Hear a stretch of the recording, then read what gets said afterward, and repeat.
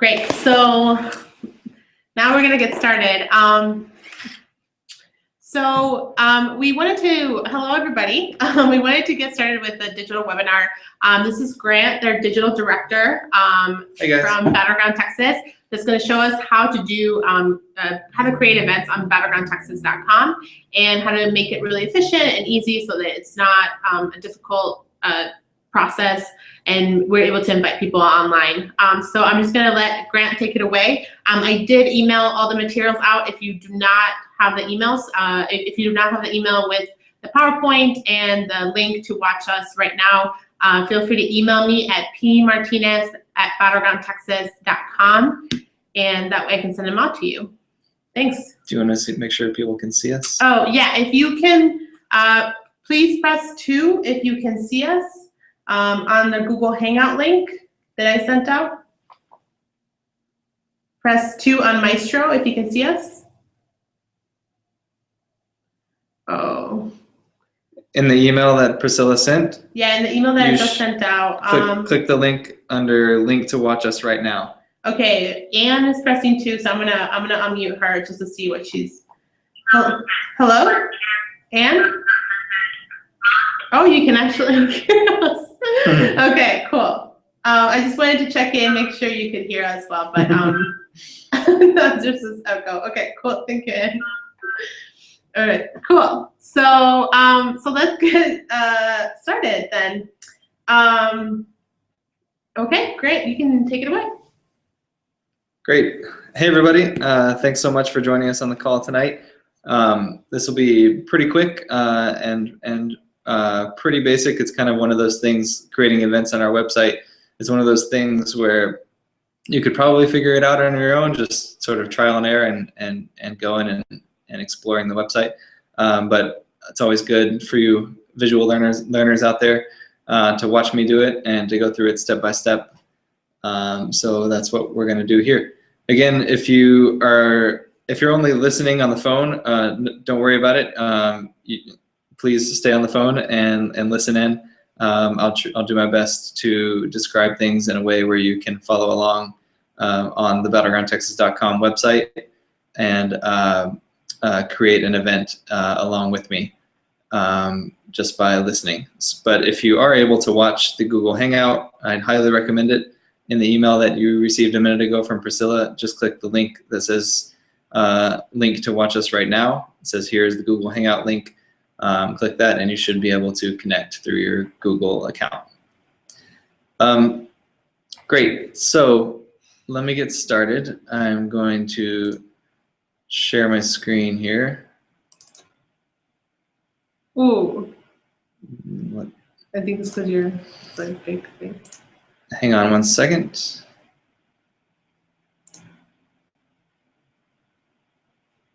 See if that works. Okay, can we test that? Oh. Press 1. Yeah.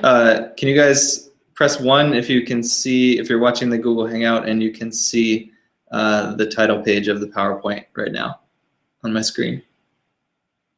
Takes a little bit. So press 1 if you can see the Battleground Texas logo and the PowerPoint screen. Oh, no, I think you have to go back to your screen. Back to what? To the PowerPoint. I think we're gonna have to. No one can see it?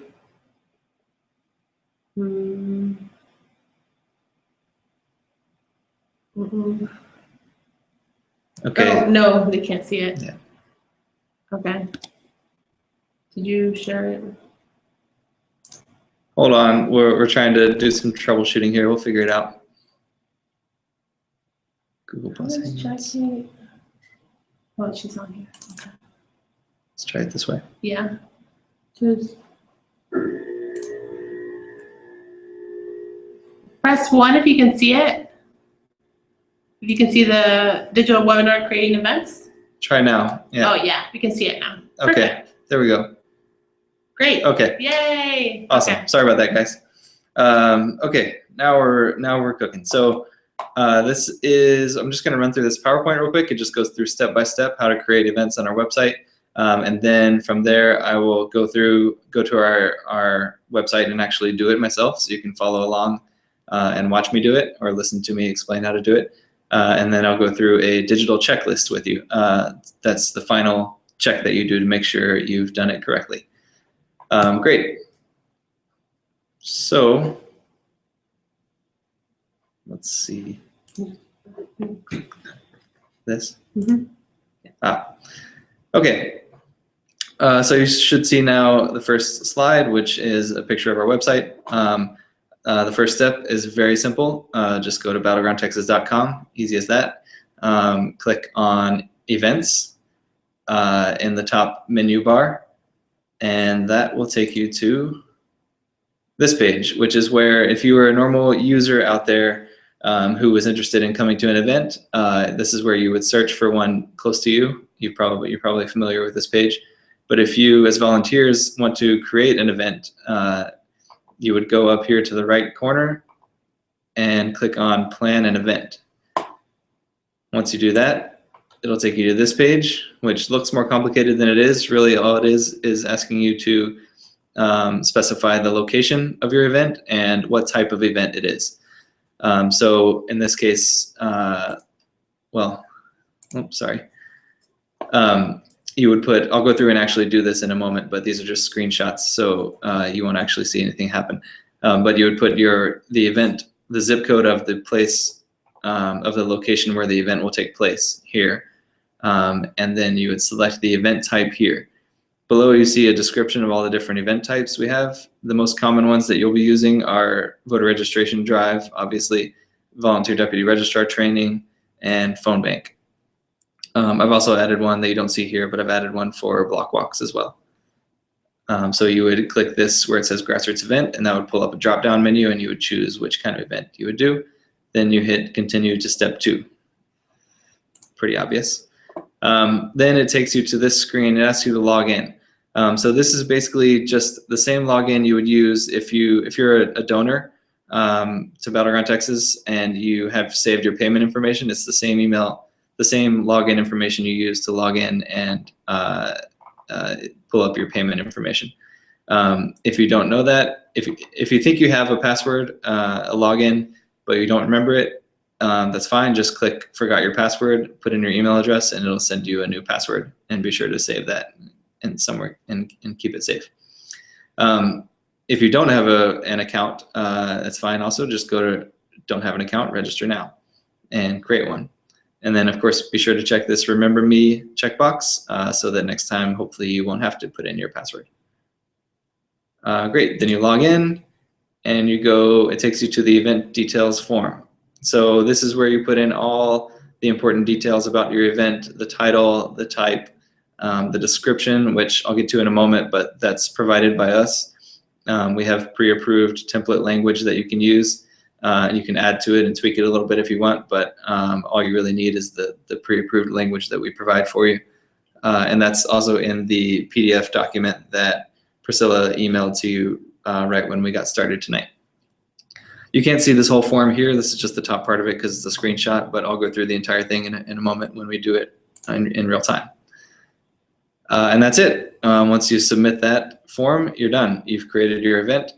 And then it pulls up this screen telling you that it's awaiting approval. It'll generally take about a day for it to be approved on our end at headquarters. And then you'll start getting signups as soon as it's approved. And you can click here to return to your events. It'll take you to the same place this takes you, which says Manage Your Events. It'll take you to a page, which I'll show you in a moment, that lets you see all the events that you have created and manage them.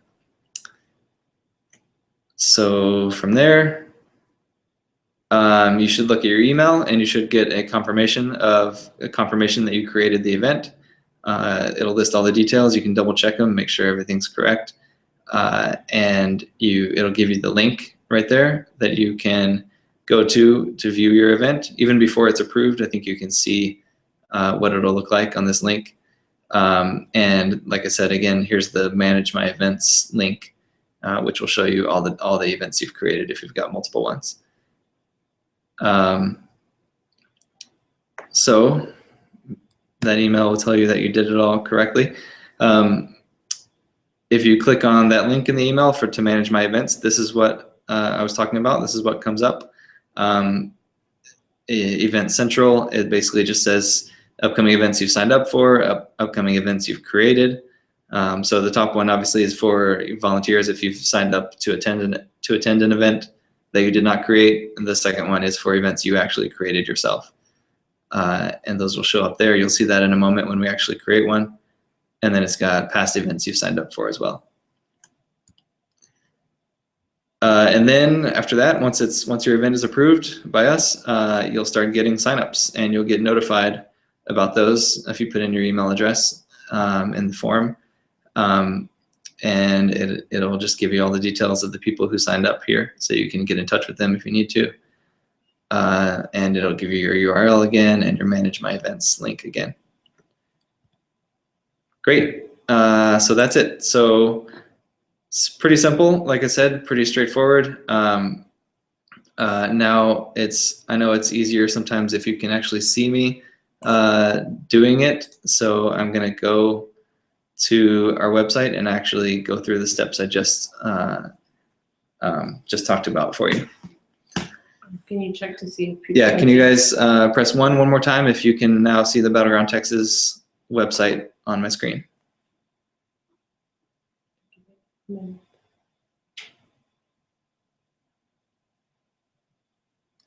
If people are pressing 2, press 1 if you can see the Battleground Texas website.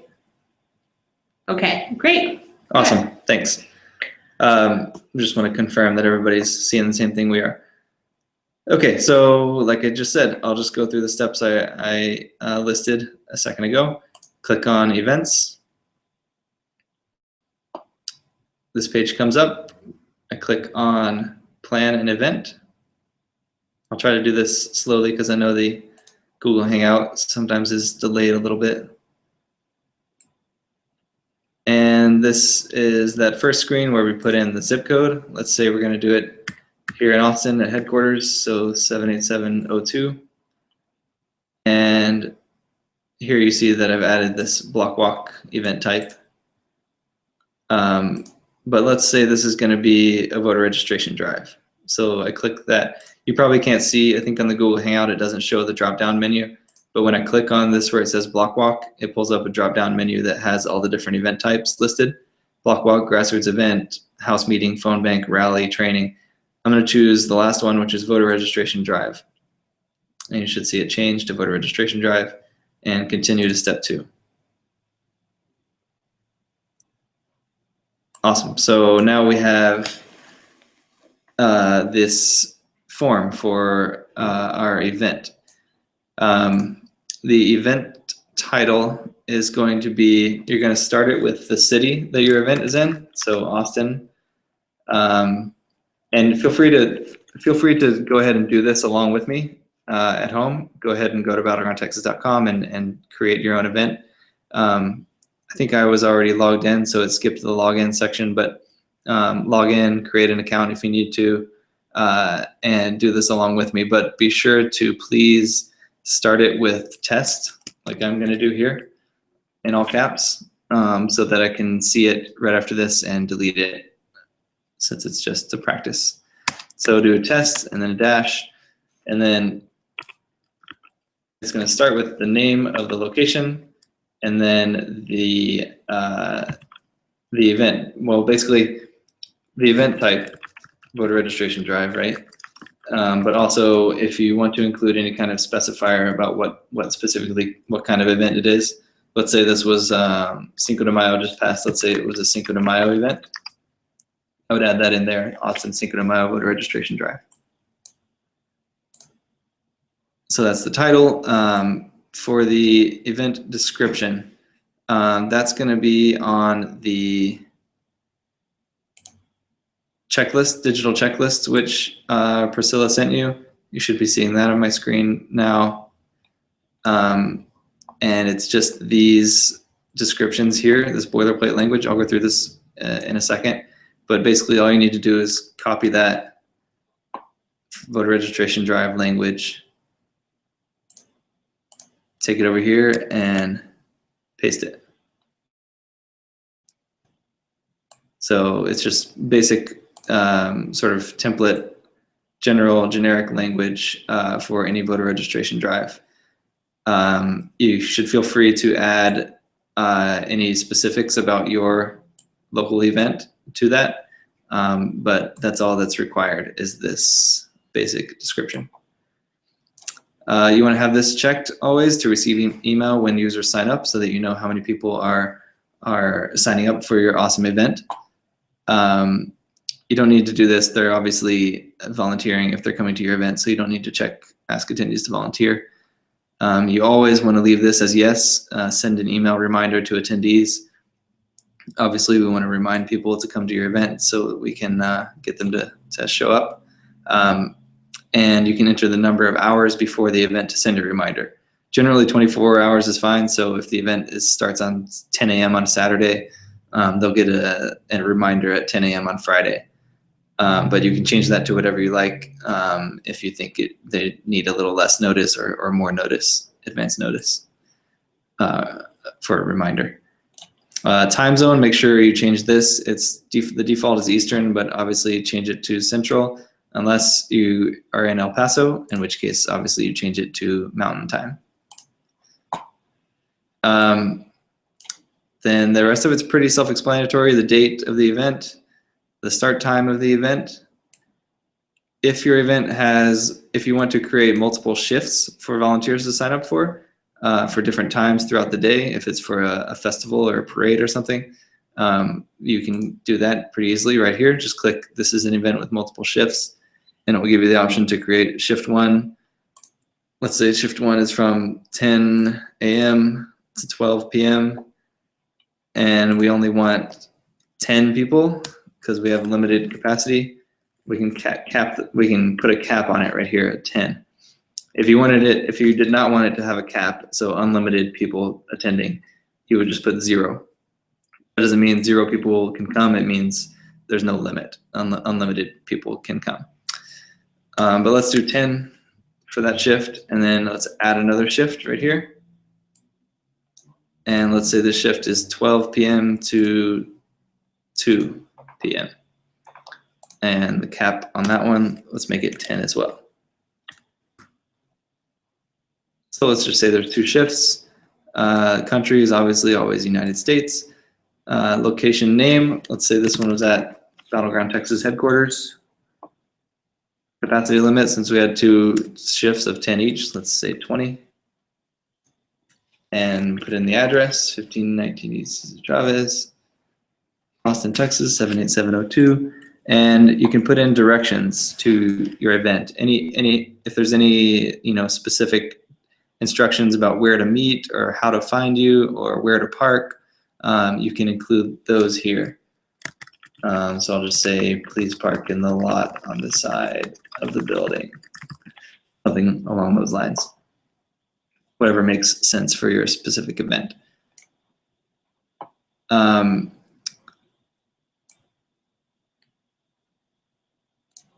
We decided we didn't need this, right? Yeah, address. We didn't need the host. The host address you can skip. And phone, you're free to put in your address. That's what this is for, your address and your phone number. But you're not required. The address really is not required, but you're free to put it in. The phone number I would recommend so that people can call you when they get to the event. If it's a voter registration drive, often it's at a crowded public place with lots of people, and it's hard to find each other. So I would include your phone number there.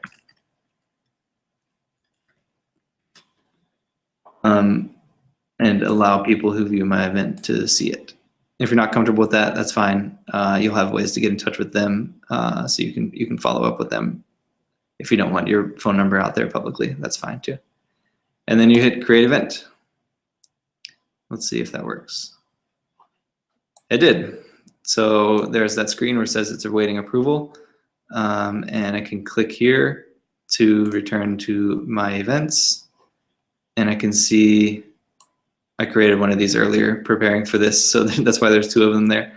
But I have created my event, and there's all the details for it. And if I click that, I should get, yep, this is the page that users will see when they search for my event. That's actually that's the other one I created earlier. So let's click the other one. It looks better. Yep, there it is with the full description that I copied from. This is a mistake. I need to figure out, I guess you don't need that. I'll change that on the PDF and send it to you guys. I thought you needed the HTML coding in there, but apparently it's able to figure it out by itself and put in the spaces. I think that may have been a recent change in the system. But anyway, I'll take those instructions out of the PDF and send a new one to Priscilla to forward on to you guys. But anyway, that's basically it. These map links aren't working at the moment, so you can ignore them. But we're trying to fix that. And there's your directions, there's sign up information, and that is all. Last thing, I'm going to go over this document really quick. Can we just confirm, can you guys press 1 if you're seeing the creating events digital checklist on my screen right now?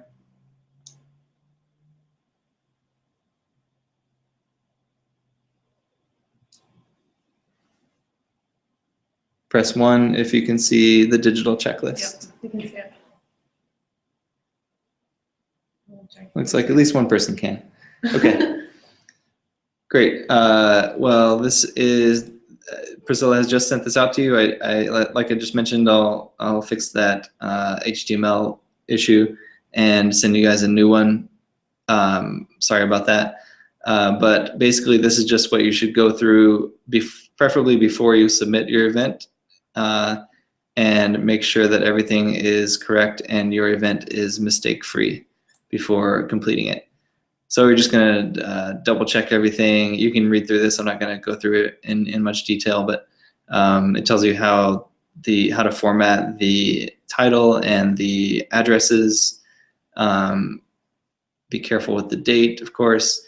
If your event is in a volunteer's home, it should be listed as supporter's home rather than the person's name. Just because we don't want to put we don't like to put volunteers' full names out on the website.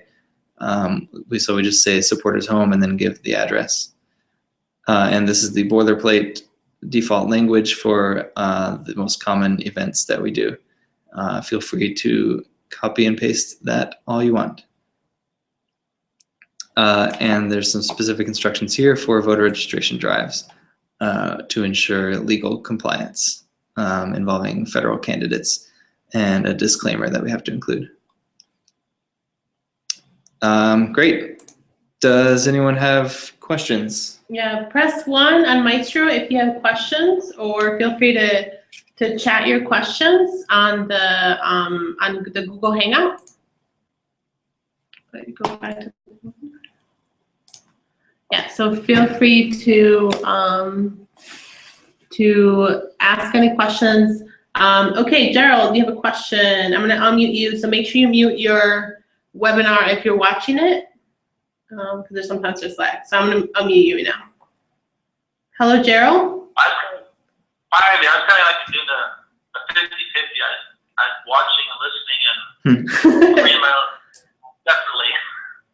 Awesome. Do you want to hit create event? I think I've got one here, like a test one. Hit create event and just.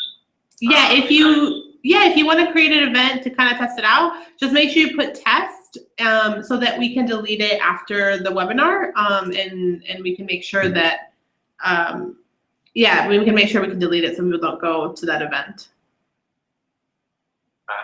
Okay. Yeah, we don't want people going to an event that doesn't exist. Yeah. Awesome. Any more questions, Gerald? Did it come through? Oh, your event? Oh, we would have to check on the back end. We'll check right now. We'll let you know, Gerald. I'll second. It should tell you that that it's waiting for confirmation, or it's waiting for approval. So let us know. Yeah, I think we're still waiting to see some. But what was your what event type did you make it, Gerald? It's called the Boogeyman's Voting Drive, so I want people to show up to it. So I'll second. Just a test, okay? I'll second. Sure. Okay. So I'll second.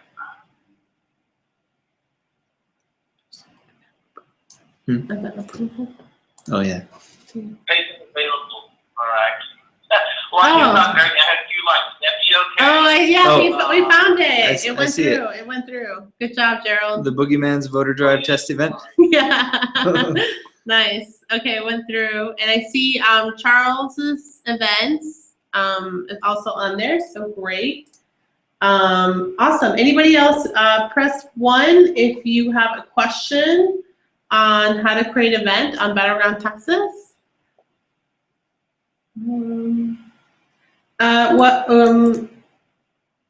Okay, so Jackie has a question on Maestro, and she wrote, what other type of support can we access to create an event? Is it possible to advertise in other venues? So I'm hoping that you're referring to like where can we send it to? So you can post that link anywhere, Jackie. You can feel free to send it over. What's really great is if you're having an event with a lot of people and you really want to make sure that you can push it through your social networks, and people can push it through their social networks, and if they have other kinds of people that they want to involve, that's why the link is so great, because it just sends you an email every time, and then you can actually even get a full list of people that are signed up for your event. So it's a really great way for you to kind of keep track of how many people can come. Sometimes you can also request in another form for their phone number. So that's really helpful. It just, with the phone number, with asking the phone number, sometimes people are less likely to sign up. So that's what we don't make it a requirement. But it's a really, really great tool. A lot of volunteers really like to put all their events on the Battleground Texas website, because that's how they got involved. They wanted to know how they can get involved in Battleground Texas. They had heard of Battleground Texas. They went online. That was the first thing they did, and they signed up for the first event. And that's why they are now some of our neighborhood team leaders. So it's really important that we post as many events as we can on the website. That way we can be able to see, the activity that's happening, and you can also push it through your social networks and make sure that you have folks that you didn't think could possibly come to your event. So does that kind of answer your question, Jackie? I know you're on Maestro, so feel free to message me if you have any more questions.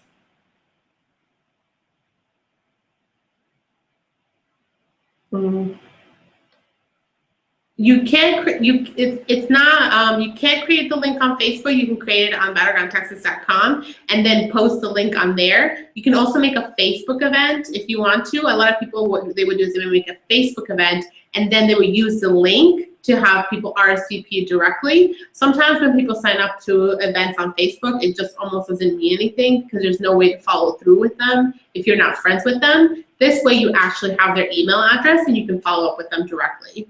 So that's why it's a really great tool over than just using Facebook. Yeah. Does that answer your question, Jackie? I just want to make sure. Okay, great. Yeah, and I would recommend putting every single one of your events on the Battleground Texas website if you can, because just for the obvious reason that more people will see it and more people will be exposed to it and be invited to your event. You can post it on Facebook, like Priscilla said, on Twitter, any social media. You can create a short link for it if you don't like the long battlegroundtexas.com link that we give you. And you'll also get, random people coming to our website, battlegroundtexas.com, and just searching for events, and your event will pop up. And so you might get unexpected people that you didn't invite directly, but just sort of stumble upon your event, and that's the best kind of volunteers to get. Yeah. Okay, so we're going to move into the next person. Thank you, Jackie, for those questions. We're going to move into Anissa. Anissa, I'm unmuting you on Maestro. Anissa, did you have a question? Hello? Well, I was listening to part of A, testing 1, 2. Yes, I can hear you now. Go ahead. I was listening to part of the discussion for all of us who are Houston natives and stuff. Obviously, use KPFT. Talk to people there. I'm sure they are very nice and will help you put events on air.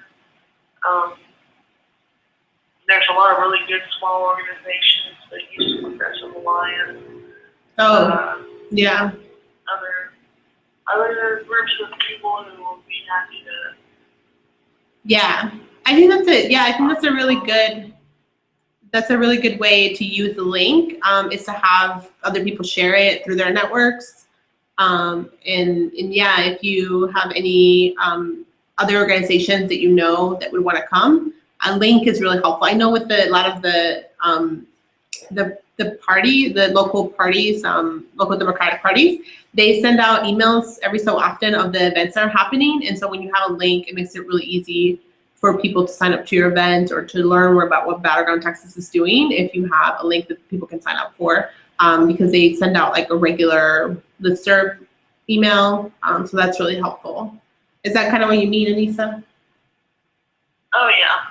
And when I was working at the office on 1111 Coleman, I know I was working with a lot of people who were students in school, and I think some of the best subjects you can learn if you're heading back to school or in school, you know, in Texas, you need to know how to speak Spanish.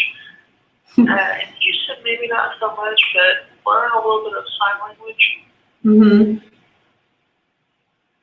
Great. Well, thank you so much, Anissa. Thank you so much. One thing I should have mentioned, one thing I wanted to mention was that if you want to, once you create your event, one great way to get out the word about it is to have us send an email about it to people. We can send an email to people in your zip code or, you know, within a 15-mile radius or whatever you prefer of your zip code.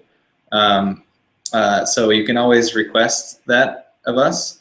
If you have questions about that, if you're interested in doing that, feel free to reply to Priscilla's email from earlier, and she can get you connected and with the right request form to make that happen. And then we will consider it, and we just ask that you give us 5 days notice from when you want the email to be sent. So if the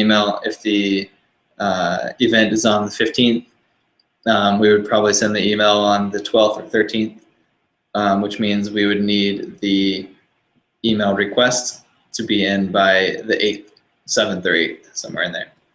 Yeah, and I think it's a really great way, again, to get people who maybe just recently signed up for the website or who want to. A lot of times, you know, we'll have people that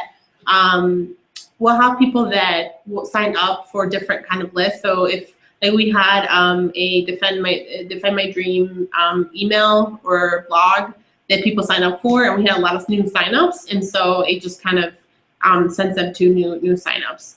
Jackie has a question on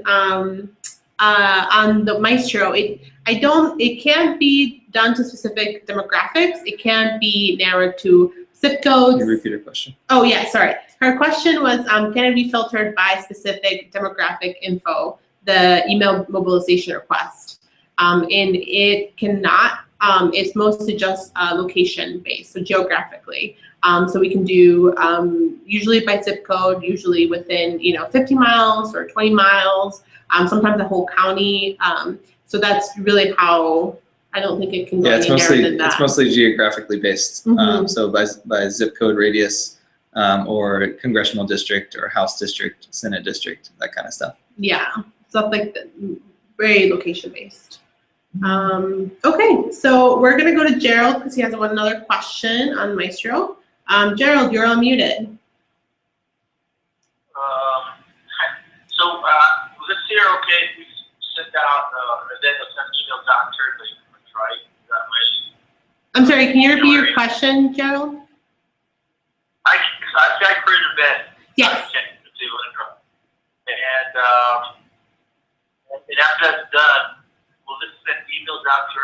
guys generate for the real time, or how that work? Yeah. So this is only the link. What you're talking about is the mobilization request. I can send out the link to the mobilization request that will that you have to fill out to send it to whatever universe or like amount of people that you want to send it to. So I can send that right after the webinar here. I'll send the link for the mobilization request. Yeah, and Gerald, once you have, sorry, Gerald, once you have that link, you should be able. We have a form where you can submit the request, like Priscilla said, and include that link that you just created, along with your preferences for the email sender and the date you want the email sent, and all the details. And then that's all the information we need to be able to send the email. Mm-hmm. Do you have any other questions? You said also the Facebook event. Well, I could check out Facebook, I think, a lot. Yeah. More, you know? Yeah. I think for the Facebook event, I think you should definitely make one and then put the BSC link, the link to your event on battlegroundtexas.com. And that way you can have people sign up, and then it will email you and notify you their email address. But you can also, an alternative to creating a Facebook event is just taking the link that you just created on battlegroundtexas.com and sharing that on Facebook. Mm-hmm. So you just paste that into your message box on Facebook and write a message about it. And that'll take people directly to the sign up page on our website.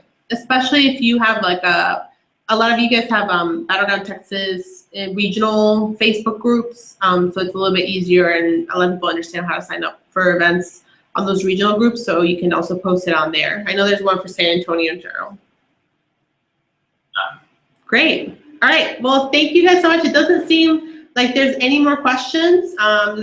If anybody has any more questions, press 1. This is the last time, or you feel free to ask us questions on the Google Hangout. But it doesn't seem like it. So I just want to thank Grant. Thank you so much for joining us on our webinar to creating events on Battleground Texas.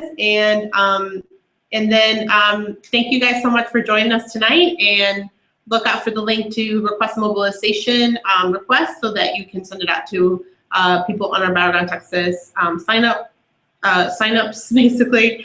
And yeah, looking forward to the next webinar. The next webinar, remember, it's going to be next Thursday. It's going to be a more intro to data webinar, but we're going to go through a lot of things like how to enter data, so how to enter phone bank data, and also how to make a virtual phone bank and create lists. So it's going to be a pretty packed webinar next week. So just make sure to join us again for it, and it's going to be a lot of fun. Thank you, guys. Thank you guys so much for joining us, and thanks for everything that you do. And we will talk to you soon. Okay. Bye, everybody. Bye. Bye.